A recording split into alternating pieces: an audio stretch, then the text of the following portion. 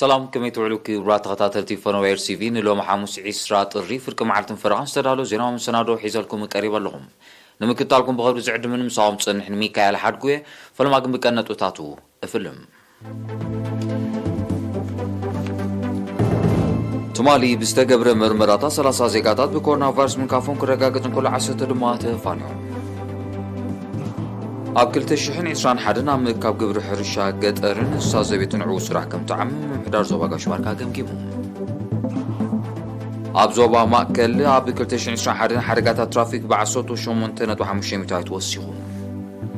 أب زينات توصاي روسيا إيران دبلوماسيون قطبان زندنا نمدن فاكسر حتى ردارين سيمين كوريا فتنتات نيوكليسن دوب سجر بالاستيك ميسايلن داغماي كم تجمرو أفليتا روسيان بيلاروسن حبرا وتادرا ولممد ككيرا مخانن إليسان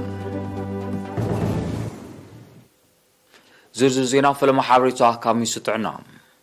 تمالي عب ممرمري ماكلات زوبا ماكل بستقبرنا لابراتوري مرمراتا 30 زيقاتات بكورونا فيروس من كافهم ترقاقي تلوم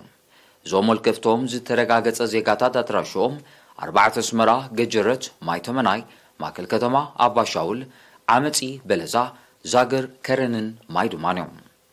زكم زيلن كله كورونا فيروس ترخيبهم أب هوسبيتال زوا ماكل تعقيبهم كنكن كجبروا لهم صنحوا 10 زيقاتات حاويهم تفانيو مالو بز مسرت غلا لاوطري بكورونا فيروس تلفو زيقاتات كسابلومي 9,115 بتحلو شومن 9,404 كابزيوم حاويهم زتفانو 89 بموز تفليو 586 دما جنا أب هوسبيتالات عقيبهم زركوبيوم ميسر تعنا عصوتو شعات تطري كلتا شحن 20 كلتان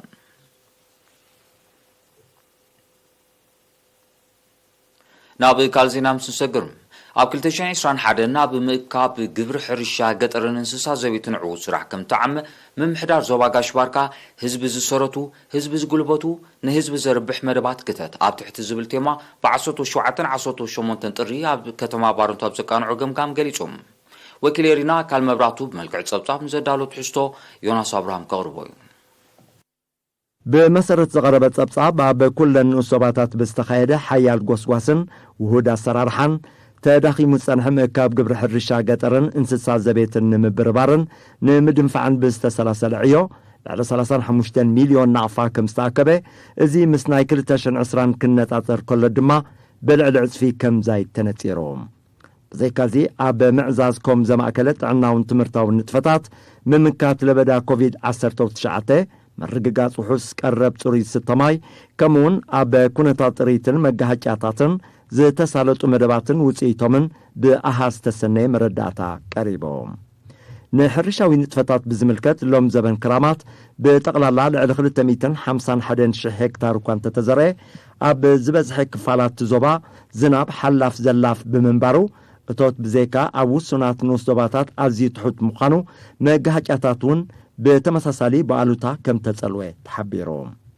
ዘኸምዚ ኢሉ እንከሎ ከም ዘማእከለ መደባት ከባቢያዊ ጽሬት ኣብ ደረጃ ምጽፋፍ ከም ዝበጽሐ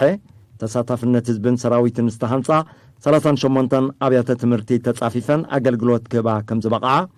أدمعين تفتات معقاب ماين حمدن كم تسلاسلة كمون هزبي أب لمعتاون دحنتاون نتفتات نستوافرو أبلات حيلتات مكالخال زي قبرو أبركتو تقمقيمو أما حدار زوباقاش باركا أمباسادر محمود علي حوري أب زهابو مقلتي هزبن من محداراتن أب كلتاشن إسران حدن بفلاي أب مئكاب قبري حرشا قطرن انسسا زبيتن زي عممو وتسيتاو سراح مرأيا نقحتهم مخانو بمتكاس أبز عمت زون بزحية لملكو كغسل وتتاونت حرشا كب نمبال دما بفلاي أب معقاب ماين حمدن زي تم حيشي أقباب كتاعتاتو صغيتو دحر من اللباو حسرت قرب 6 ماي زلون عدتات سقمن درجة بدرجان خفتاح زتوهد سعر خكايد أب محدران أتحزان بروجكتات قرب ماي زلو دخامات نخفو وسكا بعتوب كسر حلو مخانو أرديوم أب موداتا تساتفتي أب كلتاشن عسران كلتن أب ملاء زوباقاش باركا أب زي السلاسل معتاون دحنتاون نتفتات دحر مزتاي بحيالن سطومن أودا دبان وهدتن كتكبر زخولو چبوطاتن تتكبرتن مدبات سيلام ኣብቲ ኣጋጣሚ ኣዛዚ ምዕራባዊ ግንባር ብሪጋዴር ጀነራል ስምዖን ዕቁበ ዝርከቦም ላዕለዎት ኣዘዝቲ ሰራዊት ተሳቲፎም ነይሮም። ኣብ ዞባ ማእከል ሓደጋታት ትራፊክ ኣብ 2021 ምስ ቅድሚኡ ዝነበረ ዓመት ብምንጻር ብ18,500 ከም ዝወሰኸ ጊዜያዊ ኣዛዚ ፖሊስ ዞባ ማእከል ሌተናል ኮሎኔል ግርማይ ገብረ ሚካኤል ምስ ኤሪና ብዘካየዱ ቃለ መሕትት ገሊጹ። ወኪል ኤሪና ዳንኤል ወልዱን ዘዳሎ ዜናዊ ፀብጻብ ማክዳ ሓጎስ ንቐንዲ ምኽንያት ናይቲ ኣብ ሓደጋታት ዝተረኣየ ወሰኽ ከብርህን ከሎ ሌተናል ኮሎኔል ግርማይ ብሰንኪ ስግኣት ለቢዒ ኮሮና ቫይረስ ኣብ 2020 ተኣውጁ ዝነበረ ምንቅስቓስ ተሽከርከርቲ ዝገትእ ስጉምቲ ኣብ 2021 ተላዒሉ ምንቅስቓስ ተሽከርከርቲ ስለ ዝተፈቐደ ምዃኑ ገሊጾም። 21 ምስ 20 ነዋዳድሮ ዘለና ስለዚ ኣብ 2021 ቶም ሓደጋታት ወሲኾም እዮም ቲ ምኽንያታት ከዓ ብርዱእ እቲ ኩሉ መዳያዊ ተዓጺ ዝነበረ ምንቅስቓስ ናይ ሰንኪ ናይ ኮሮና ምስ ተኸፍተ ብኡ መጠን ቶም ሓደጋታት ወሰኸሪኦም እጅሽ 2020 ምስ 2021 ክንወዳድሩ ከለና ሓደጋታት ብ18.5 ሚእታዊት ወይ ብቁፅሪ ክንሪኦ ከለና ከዓኒ ብ249 ወሲኹ ኣብ 2021 ማለት እዩ። እቲ ዘጋጠመ ሓደጋታት ብመንጽር ኣብ ህይወትን ንብረትን ዝወረደ ክሳራታት ክርአን ከሎ ድማ ሞት 18 ከቢድ መቕሰልቲ 84 ቀሊል መቕሰልቲ ድማ 291 ኣብ ንብረት ድማ ናይ 9.2 ሚልዮን ናቕፋ ክሳራ ከም ዝወረደ ኣነጺሮም። ኣብ 2020 ንሕሪእና 152 ሓደጋታት እዮም ነይሮም። ሞት 9 ነይሩ ከቢድ መቕሰልቲ 38 ቀሊል መቕሰልቲ 71 ዕንወት ብገንዘብ ክትመን ከሎ 1.6 ሚልዮን ዕንወት ኣጋጢሙ ኣብ 2020 ማለት እዩ። ኣብ 2021 ግን እቲ ሓደጋታት ትራፊክ መለሽ ወሲኹ ማለት እዩ 1346 ሓደጋታት ኣጋጢሙ ኣብ 2021 ሳዕቤን ከዓ ሞት 18 ከቢድ መቕሰልቲ 84 ቀሊል መቕሰልቲ 291 ብገንዘብ ዝወረደ ዕንወት ክንሪኦ ከለና ከዓ 9.2 ሚልዮን ዝግመት ክሳራ ኣጋጢሙ ማለት እዩ። ኣብ ዝሓለፈ ዓመት ብባትሪ ዝንቀሳቐሳ ሞተር ብሽክለታታት ብብዝሒ ናብ ጽርግያ ከም ዝወረዳ ዝጠቐሰ ሌተናል ኮሎኔል ግርማይ እዘን ተሽከርከርቲ ዋላ እኳ ኣብ ምንቅስቓስ ህዝቢ ኣስተዋጽኦ ዝገብራ እንትኾና እቲ ብአን ዝስዕብ ዘሎ ሓደጋታት ግን እናወሰኸን ኣዝዩ ኣሰካፊ እናኾነን ብምምጽኡ ካብ ወርሒ ጥሪ 2022 ንምቁፅጻርን ተጀሚሩ ከም ዘሎ ሓቢሩ። ብዙሕ ህዝቢ ከተማ ብፍላይ ብዞባና ተዘርጊሐን ምንቅስቓስ ናይ ህዝቢ ብመጠኑ ሽግር ክፈትሓ ፀኒሐን ወቲ በኣታትን ክመጽእ ዝጸንሐ ሳዕቤን ግን ኣዝዩ ከቢድ እዩ። ምክንያቱ ኣዝዮም ንኣሽቱ ቆልዑ ትሕቲ ዕድመ 14 15 ዝዕድሚኦም 16 17 ስለ ዝሕዝዎን ሓለፍንታውን ስለ ዘይኮኑ ንድሕነት ናቶም ኣብ ሓደጋ ዘእተወ እዩ። ካስኮ ይብለን ጽዕንኦ ጽዕነት ድሩት እዩ ድሩትነት የብሉን ብድኾነ ፀገም ከጋጥመን ፀኒሐን ብፍላይ ንኣጋር ድምፂ ስለ ዘይብለን ትኺሎም ዝኸዱ ዓበይቲ ቦታት ሆኖ ዴታት ብድሕሪት መጽዮም ተንቆልዑ ይገጭዎም ከም ሳዕቤኑ ናይ ሞት ሓደጋ ናይ ከቢድ መቕሰልቲ ሓደጋ ከጋጥም ፀኒሑ ሚኒስትር መጓዓዝያ ምስ ፖሊስ ኤርትራ ብዝገበሮ ናይ ሓባር መረዳእታ ግን ካብ ወርሒ 1 2022 ኣቲና ዘለና ኣብ ክልተ ገጽ ዝውሰድ ስጉምቲ ሓደ ሓበሬታ መጽዩ ተቀዳማይ ካብ ዕለት 1 ወርሒ 1 2022 ውሰድ ዝተደለየ ስጉምቲ ሓደ ትሕቲ 18 ዓመት ዝዕድሚኦም ክመርሕዎን ከም ዘይብሎም ጽዕነት እውን ልዕሊ ፍርቁ ክንታልሱ እውን ኣብቲ መጽዓኒ ኣብ ድሕሪት እንተዘይኮይኑ ኣብ ካልእ ከይጽዕኑ ኣብ መንጎ ጋር መንጎ እግሮም ገይሮም ዝገብርዎ ጽዕነት ቅቡል ከም ዘይኮነ ምክንያቱ ኩንታልን ፈረቓን የንጽዕና ነይረን እዚ ክእገድ ከም ዘሎ ንድሕነት ናይቶም ዝመርሕዎን እውን ካስኮ ስለ ዘይብሎም እቲ ዓቕዲ መርሓ ዘለኹን ዋላ እቲ ተጎርቢቱ ዘሎ ካስኮ ክገብሩ ከም ዘሎም ካብ ክልተ ንላዕሊ ምጉርባቱ ክልከሉ ምዃኑ ምክንያቱ ክሳብ 3 ይጎራበቱ ስለ ዝኾኑ እዚ ስጉምቲ ቅድሚ ምውሳዱ ኣብ ጋዜጣ ሓዳስ ኤርትራ ዘወፅዩ ኣብ ዝተፈላለየ ቦታታት ናይ ሓበሬታ ቦርድ እውን ተጠቂዑ ኣቐዲሙ ህዝቢ ሓበሬታ ክረክብ ስለ ዘሎ ካብ ዕለት ሓደ ወርሃ ሓደ ጀሚርና ግን ስጉምቲ ክንወስድ ጀሚርና እዚ ከምዚ ኢሉ እንከሎ ምስ ምውሳኽ መልከፍቲ ለበዳ ኮሮና ቫይረስ ኣባላት ፖሊስ ዞባ ማእከል ኣብ ምቁፅፃር ተጠቃምነት ማስክን ማሕበራዊ ምርሕሓቕን ከምኡውን ኣብ ምቁፅፃር ዘይሕጋዊ ዕዳጋታት ብንጥፈት ከም እተሳተፉ ሌተናል ኮሎኔል ግርማይ ገብረ ሚካኤል ብተወሳኺ ብርሂዮም ኣብ መወዳእታ ድማ ህዝቢ ኣብ ኣተሓሕዛ ንብረቱን ገንዘቡን ጠንቃቐ ከዘውትር ከምኡውን ገበናትን በደላትን ንምክልኻል ምስ ፖሊስ ዝገብሮ ምትሕብባር ክዕዝዝ ተላብዮም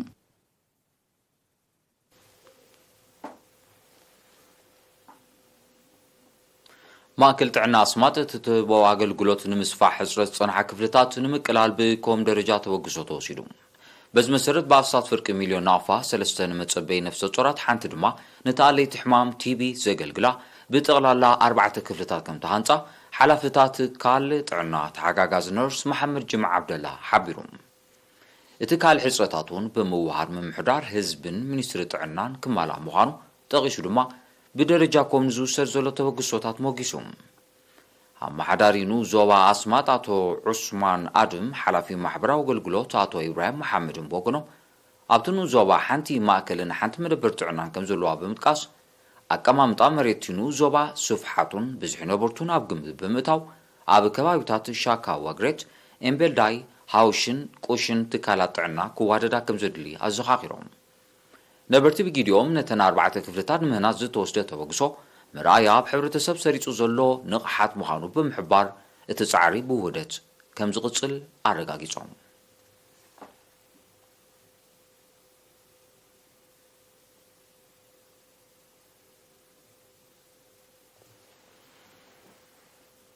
ዝኸበርኩም ተዓዘብቲ ድሕሪ ዝሓጻር መሰጋገሪ ናግራው ዜናታት ሒዘኩም ለሰኩም ንምክታልኩም ክቅጽል ደጊመ ብኽብሪ ዕድም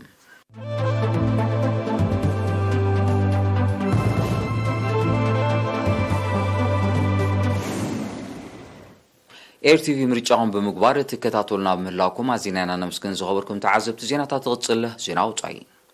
ሩስያን ኢራንን ዲፕሎማሲያውን ቁጠባውን ዝምድነን ምድንፋዕ ክሰርሓ ተረዳድየን መራሕቲ ክልቲአን ሃገራት ትማል 19 ጥሪ ኣብ ከተማ ሞስኮ ኣብ ዘካየዶ ርክብ ሃገራቶም ኣብ ምድንፋዕ ንግዳዊ ምልውዋጥ ጸጥታ ከምኡውን ኣብ ምምዕባል ጠፈራዊ ጽላት ክትሓጋገዛ ምዃነን ሓቢሮም ብዘይካዚ ሩስያን ኢራንን ኣብ ምግታእ ሽበራ ብሓባር ከም ዝሰርሓውን ኣብ ትርክብ ኣፍሊጠን ፕሬዝደንት ኢራን ኢብራሂም ራኢሲ ሩስያ ብምውሓዝ ዞባዊ ጸጥታ ኣገዳሲ ተራ ክትጻወት ከም እትኽእል ብምጥቃስ ብዛዕባኡ ምስ ፕሬዝደንት ቭላድሚር ፑቲን ክዘራረብ ምዃኑ ናብ ሩስያ ቅድሚ ምብጋሱ ገሊጹ ነይሩ እዩ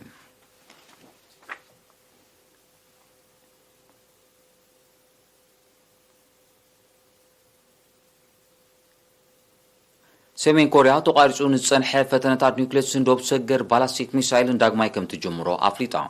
እቲ ስጉምቲ መልሰ ግብሪ ናይቲ ኣሜሪካ ኣብ ልዕልያ ዘጽደቐቶ ሓድሽ እገዳ ምዃኑ ሰመዚ ሰሜን ኮርያ ሓቢሮም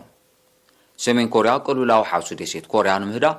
ካብ 2017 ፈተነታት ኒውክሌር ስንዶብ ሰገር ባላስቲክ ሚሳይልን ኣቋሪጻቶ ምጽንሓ ጸብጻባት ይሕብሩ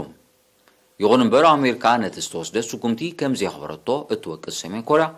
ክመጽእ ንዝኽእል ስጋት ንምምካትን ወተሃደራዊ ዓቕማ ንምድንፋዕን ዳግማይ ክትጅምሮ ከም ዝወሰነት ኣረዲያ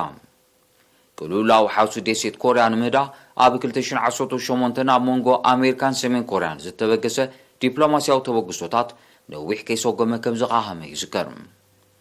ኣሜሪካ ነቲ ዲፕሎማስያዊ ተበግሶ ንምዕዋት ከም ዘይሰርሐት እትወቅስ ሰሜን ኮርያ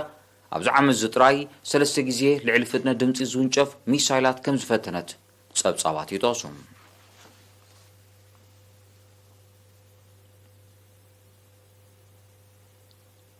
ሩስያን ቤላሩስን ካብ ዝመጽእ ቀረባ መዓልታት ሓበራዊ ወተሃደራዊ ልምምድ ከካይዳ ምዃነን ኣፍሊጠን ዕላማቲ ኣብ መሬት ቤላሩስ ዝካየድ ዓመታዊ ልምምድ ወተሃደራዊ ዝምድነን ንምድንፋዕ ምዃኑ ሰመዚ ምክልኻል ክልቲአን ሃገራት ሓቢሮም ሩስያ ኣብቲ ልምምድ ዝሳተፉ ወተሃደራትን ኣጽዋርን ናብ ቤላሩስ ክትልኽ ከም ዝጀመረት እዩ ዝቃላሕ ዘሎ እዚ ከምዚ ኢሉ እንከሎ ከም ኣካልቲ ልምምድ ሩስያ S-400 ዝተሰሜ ጸረ ሚሳይል ናብ መሬት ቤላሩስ ከም ዝሰደደ ተገሊጹ በዚ ድማ እቲ ልምምድ ምስ ሩስያ ተፋኒኑ ንዘሎ ኪዳን ሰሜን ኣትላንቲክ ኔቶ ጸቕጢ ክፈጥረሉ ከም ዝኽእል ባግኡ ይእመት ኣሎ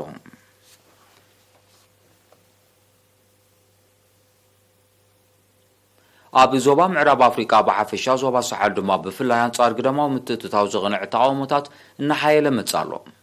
كما كان لايت تقاومات بعصوت الشومونت طري ا بوركينا فاسو بستخايده متقعت بومب بركت زبلو ابالات سراويت فرنسا كم زقسلو تحبيرهم ابتي زوبا توافيرو اب لعلي زلو سراويت فرنسا متقعت كايد ناي فلما كم زيكونه زتقسو صبصابات بسنكو حيالو وتهدرات هاجر كم تقتلو يردوم ابتي زوبا انصارتي قدماو متتتاو زغنعت تدغاغامي ناي تقاومو سلفتات كايد كم صنحه يذكرم مس فرنسا تصطاوي وعل كتيما صنحت مالون نتوعل داغم ግምት ክትገብረሉ ምዃና ትሕብራላ ሽበራን ምቅላስ ብዝብል ምኽንያት ኣብ ዞባ ምዕራብ ኣፍሪቃ ተዋፊሩ ዘሎ ግዳማዊ ሰራዊት ዛጊድ ዝኾነ ኣበርክቶ ከም ዘይገበረ ናይ ቀረባ ተዓዘብቲ ይጠቕሱ ግዳማዊ ምትእትታው ቀንዲ ጠንቂ ጸጥታው ዘይምርጋሕ ሓያሎ ሃገራት ኮይኑ ከም ዘሎ ይግለጽ ሽበራዊ ጉጅለ አልሸባብ አብሩሰ ከተማ መቃዲሾ ዘካይዶ መጥቃዕታት ከም ዘዛይሮ ተቃሊሑም እዚ ዝተሓበረ ባዕሶቶ ሾሞንተ ጥሪ ኣብታ ከተማ ብዝፈጸሙ ርዕሰ ቅትለታዊ መጥቃዕቲ ብውሕዱ 5 ሰባት ድሕሪ ምቕታሎም እዩ ብሰንኪቲ ፍጻሜ ሁስያ ዝርከብዎም 10 ካልኦት ቆሲሎም በምህላዎም ቁጽሩ ሞታት ክዛይድ ከም ዝኽእል ተኣሚቱሎም በቲ መጥቃዕቲ ኣብ ልዕሊ ንብረት እውን ከቢድ ዕንወት ከም ዝወረደ ሰመዚ ጸጥታ ሶማልያ ሓቢሮም ቅድሚ ሳልስቲ ኣብ ከተማ መቃዲሾ ብዝተኻየደ መጥቃዕቲ ኣፈኛ መንግስቲ ሶማልያ ከም ዝቆሰለ ይዝከርም بعصوتو كلتا ጥሪ ዝተፈጸመ መጥቃዕቲ እውን ብርክት ዝበሉ ሰላማውያን ሰባት ከም ተቐትሉ ጸብጻባት ይረዱም ዜና ንምዛም አርሳ ዜና ክደግምልኩም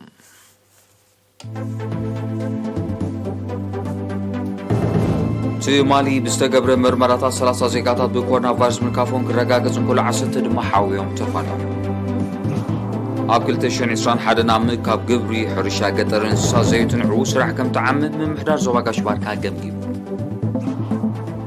ኣብ ዞባ ማእከል ኣብ 2021 ሓደጋታት ትራፊክ ብ18,500 ወሲኹም ኣብ ዜናታት ወጻኢ ሩስያን ኢራንን ዲፕሎማስያን ቆጠባውን ዝምድናን ምድንፋዕ ክሰርሓ ተረዳድየን ሰሜን ኮሪያ ፈተነታት ኒውክሌስን ዶብ ሰገር ባላስቲክ ሚሳይል ዳግማይ ከም ትጅምሮ ኣፍሊጣ ሩስያን ቤላሩስን ሓበራዊ ወታደራዊ ልምምድ ከካይዳ ምዃነን ገሊፀን ዝኸበርኩም ተዓዘብቲ ነሳዕ ዝተዳሎ ዜናዊ መሰናዶ ኣብዚ ፍጸም ስለምትታልኩም ማዝየ መስገን ዕላል ጥበባት ስዒቡ ዝቐርብ መደብ ወገን ይግል ሰላም